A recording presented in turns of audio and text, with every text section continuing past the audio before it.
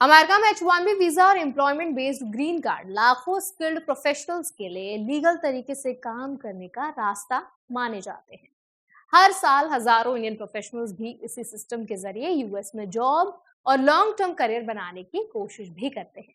लेकिन इसी प्रोसेस के आसपास कई बार फ्रॉड स्कीम्स भी सामने आती रहती हैं। हाल ही में अमेरिका के टेक्सास राज्य से एक ऐसा मामला सामने आया है जिसमें फेडरल अथॉरिटीज ने आरोप लगाया कि एक वीजा कंसल्टिंग ऑपरेशन कई सालों तक फेक इमिग्रेशन फाइलिंग्स के जरिए H1B वीजा और employment based green card applications दाखिल कर रहा था। तो आज इस वीडियो में हम समझेंगे इस मामले में आरोप क्या है, H1B वीजा सिस्टम असल में कैसे काम करता है, वीजा फ्रॉड किस तरह किया जाता है और सबसे जरूरी बात यह कि यूएस जाने की प्लानिंग कर रहे इंडियन प्रोफेशनल्स ऐसे फ्रॉड से खुद को कैसे बचा सकते हैं। तो चलिए फिर जल्दी से वीडियो को स्टार्ट करते हैं। हाय, मेरा नाम है वर्षा दुबे और आप मुझे देख रहे हैं एनबीटी टेक पर। इस मामले में टेक्सास के डलास इलाके में रहने वाले दो लोगों पर आरोप लगाए गए हैं। इनके नाम अब्दुल हादी मुर्शिद और मोहम्मद सलमान नासिर बताए गए हैं। फेडरल प्रोसिक्यूटर्स के मुताबिक इन दोनों ने अपनी वीजा कंसल्टिंग ऑपरेशन के जरिए कई सालों तक इमिग्रेशन सिस्टम का गलत इस्तेमाल किया। आरोप है कि 2018 से 2025 के बीच कई वीजा एप्लीकेशंस में गलत जानकारी देकर उन्हें यूएस अथॉरिटीज के पास दाखिल कराया गया।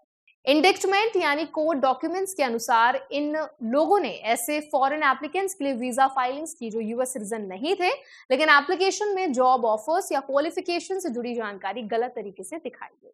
प्रोसिक्यूशन का कहना है कि इस स्कीम का मकसद एप्लीकेंट्स को इलीगल तरीके से इमिग्रेशन स्टेटस दिलाना और खुद फाइनेंशियल बेनिफिट लेना था। इस मामले में सिर्फ वीजा फ्रॉड ही नहीं बल्कि conspiracy to defraud the United States और मनी लॉन्ड्रिंग कॉन्स्पिरेसी जैसे आरोप भी शामिल हैं। फेडरल एजेंसीज के मुताबिक ये एक large scale immigration fraud operation हो सकता है। जांच में कई एजेंसी शामिल हैं जिनमें FBI, Homeland Security Investigations, US State Department Diplomatic Security Service और Department of Labor Office of Inspector General भी शामिल है। अब यहाँ ये समझना जरूरी है कि H1B वीजा सिस्टम असल में कैसे काम करता है।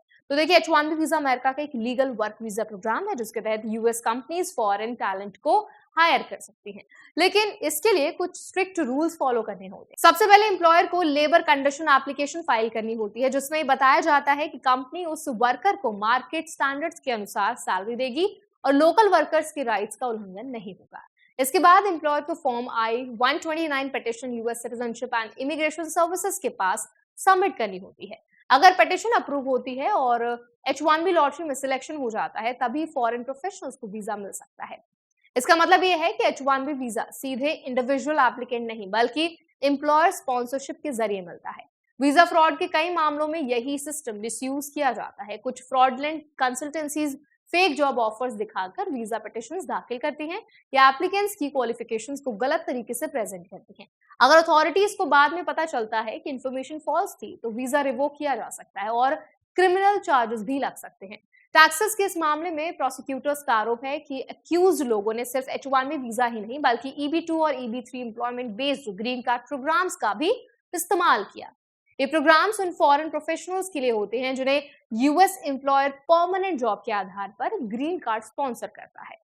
कोर्ट डॉक्यूमेंट्स में यह भी आरोप लगाया गया है कि अब्दुल हादी मुर्शिद ने अपनी सिटीजनशिप एप्लीकेशन में भी गलत जानकारी देकर नेचुरलाइजेशन हासिल करने की कोशिश की।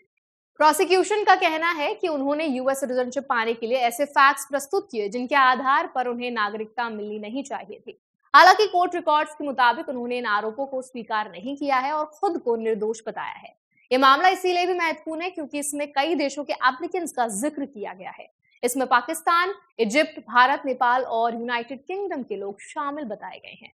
इससे यह भी साफ होता है कि इमिग्रेशन फ्रॉड स्कीम्स अक्सर इंटरनेशनल लेवल पर काम करती हैं और कई देशों के एप्लीकेंट्स को टारगेट करती हैं।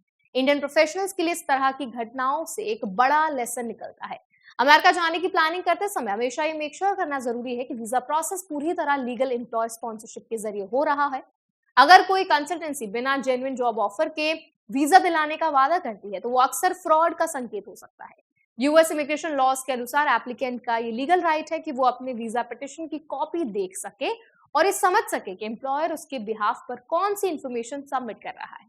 अगर कोई कंसल्टेंसी डॉक्यूमेंट छुपाती है या एप्लीकेंट को प्रोसेस के बारे में क्लियर इन्फॉर्मेशन नहीं देती तो सावधान रहना जरूरी है। इसके अलावा हमेशा USCIS receipt number, petition details और एम्प्लॉयर वेरिफिकेशन जैसे स्टेप्स जरूर चेक करने चाहिए। लेजिटिमेट वीजा प्रोसेस में ट्रांसपेरेंसी होती है और एप्लीकेंट को हर स्टेज की जानकारी दी जाती है।